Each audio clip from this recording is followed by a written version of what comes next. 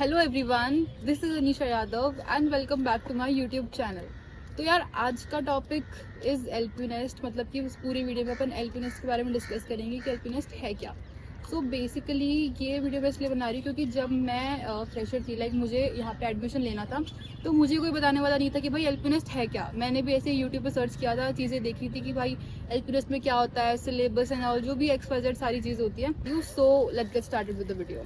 तो यार देखो, मैं थी जेई एस्पिरेंट, मेरा मेंस निकल गया था, मेरा एडवांस भी निकल गया था। तो उसके बाद आई वाज लाइक यार जब मैंने मेंस और एडवांस दे रखा है तो मुझे एलपीएस देने की ज़रूरत क्या है। तो यही डिस्कस करते हैं कि एलपीएस कंपलसरी है या नहीं है। तो स्कॉलरशिप तो आपको बोर्ड के मार्क्स के बेसिस पे भी मिल जाएगी, या फिर कोई जेई का एस्पिरेंट है तो जेई मेन की जो परसेंटाइल होती है उसके बेसिस पे भी स्कॉलरशिप्स मिलती है।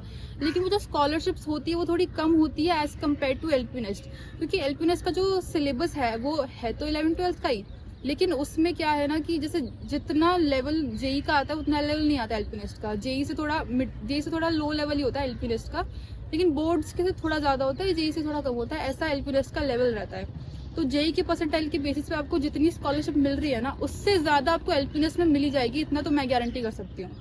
और बाकी देखो, मैंने तो एलपीएस दिया था लेकिन मेरी स्कॉलरशिप तो फिर एडवांस के बेसिस पे लग गई थी, तो जेई मेन के परसेंटाइल के बेसिस पे तो मुझे आइडिया नहीं है। बाकी अगर स्कॉलरशिप के बारे में आपको जानना होगा ना तो आप मुझे बता देना, मैं उसका वीडियो बना दूंगी।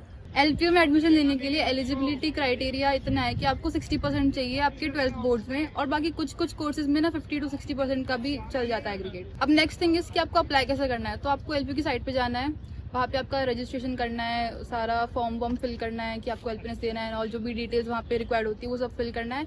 फिर आपको एलपीएस के लिए रजिस्टर करना है, उसकी फीस देनी है, ये बुक करना है कि आपको एग्जाम ऑनलाइन देना है या ऑफलाइन देना है। अब ज़्यादातर बच्चे ऑनलाइन ही प्रेफर करते हैं, तो ऑनलाइन के लिए आपको टाइम स्लॉट सेलेक्ट करना पड़ेगा।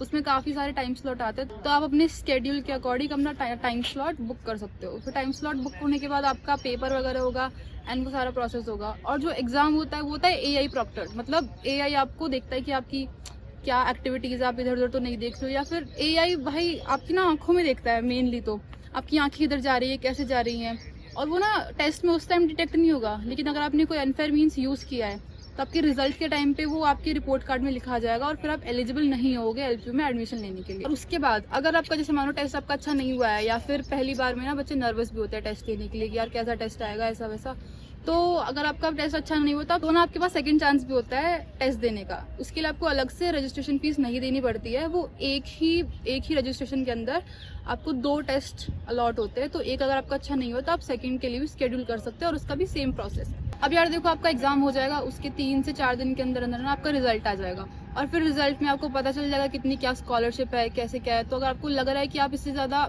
गेन कर सकते हो स्कॉलरशिप अगले टेस्ट में, तो आप अगला टेस्ट दे दो, वरना तो फिर इफ आप सेटिस्फाइड हो तो कोई ज़रूरी नहीं है। अब ये तो हो गया कि एलपीएस के लिए अप्लाई कैसे करना है, एलपीएस क्या होता है, सारी चीज़ें। अब जो मेन क्वेश्चन होता है कि एलपीएस का लेवल क्या होता है, हार्ड, ईजी या मॉडरेट टाइप, तो वो डिस्कस कर लेते हैं। तो यार देखो, एलपीएस मैंने दिया तो था, मतलब कि मेरी स्कॉलरशिप तो मेरे एग्जाम के बेसिस पे लगी, लेकिन मैंने एलपीएस दिया था।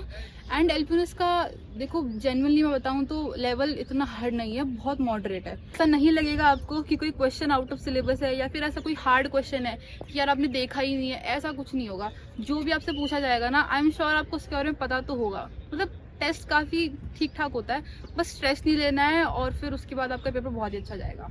अब यार देखो, ये तो हो गई एलपीएस की बात। अब अगर आपको इस चीज़ से रिलेटेड कोई भी क्वेरी है, कुछ भी डाउट है, या XYZ किसी भी चीज़ के बारे में आपको पूछना है ना, तो आप इस नंबर पर कॉन्टैक्ट कर लेना, आपकी क्वेरीज सारी सॉल्व हो जाएंगी।